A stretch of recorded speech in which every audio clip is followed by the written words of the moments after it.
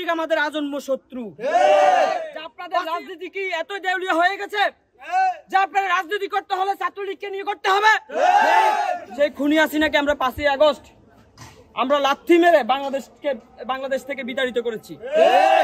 তার মানে স্পষ্ট, এই বাংলাদেশে খুনি হাসিনা, তার আওয়ামী লীগ, তার যুবলীগ, তার ছাত্রলীগ বাংলাদেশের রাজনীতি করার আর কোনো অধিকার রাখে না। কিন্তু দুঃখজনক বিষয় হলো, গত 2 দিন আগে ক্যাম্পাসের সাধারণ শিক্ষার্থীরা একজন ছাত্রলীগের অনুসারীকে ধরার পরে পুলিশে হেফাজতে নেওয়ার পরে তাকে আবার ছাত্র দলের কয়েকজন তাকে ছাড়িয়ে এনেছে।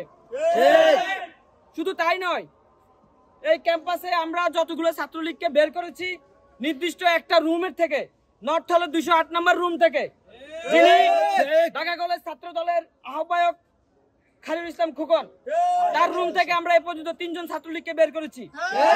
আমার প্রশ্ন,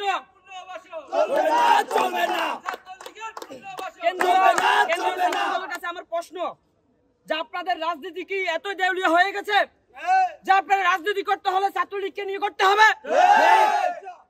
আমার খুব কষ্ট লাগে, আমাদের কষ্ট লাগে যখন দেখি ছাত্রলীগ ছাত্র দলের কারোর সাথে ঘুরতেছে, তখন আমার আবু সাইদের কথা মনে পড়ে, সেই পুলিশের পিছনে থাকা শহীদ ইয়ামিনের কথা মনে পড়ে, গোলাম নাফিজের কথা মনে পড়ে, ওয়াসিমের কথা মনে পড়ে।